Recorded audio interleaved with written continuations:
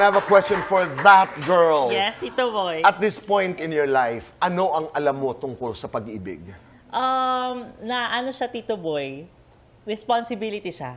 Na mahirap siya, kailangan mo siyang i-maintain, ganun. And minsan nakakapagod din, ganun. Kapagod, mga lalaki.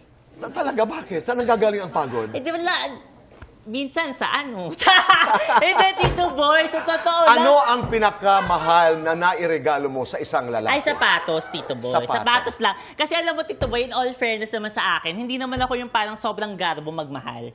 Kasi feeling ko, ang mindset ko, Tito Boy, enough na ako, oh. Ano pa bang gusto mo sa akin? Oo. So parang, ako na to, oh. Uy. So parang shoes lang, Tito Boy. Designer shoes. Okay. Po. Bakit wala kang boyfriend? Sige, siguro nga, di ba, na-manifest ko, Tito Boy? Or baka sometimes I'm too hard Ay, yung manifest na wag na muna bigyan mo ako nito, wag na boyfriend. Mamaya kasi, Tito Boy, bigyan ako ng boyfriend, mawala yung pera kung mas nakakatakot yun. Tama naman. Pero hindi, Tito Boy. Pero ayaw mo bang palitan yung manifestation mo? Gusto, Tito Boy. Oo, na Gusto parehong meron? Parehong meron, Yun. di ba, Tito Boy? Yes. Okay. Ano ang mensahe mo? Halimbawa, nandyan lang, nanonood ang future boyfriend. Di kaya naman. Hindi, Tito Boy, pag para naman sa akin. Para sa akin, yun naman. That's true. Oo. Sa palagay mo, ano ang, for lack of a better word, ninakaw sa'yo ng kasikatan? Ninakaw sa akin ng kasikatan, Tito Boy. Siguro, time with family.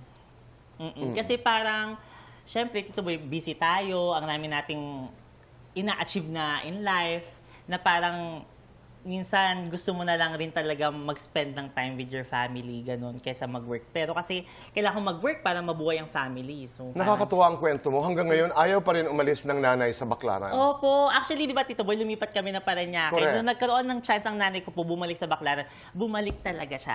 Oo. Tsaka, ang tatay ko po kasi, gusto niya ng maraming tao. Pati ang nanay ko po, gusto po nakikipagtsikan sa mga kumari niya, ganun. Yun po yung parang na-miss nila nung lumipat kami sa May sinabi ko kanina nakakatawa. Naalala ko tuloy ang aking mga kamag-anak at ang nanay. Nag-i-enjoy sila, di ba? Tong-its. Opo, sa mga kaibigan.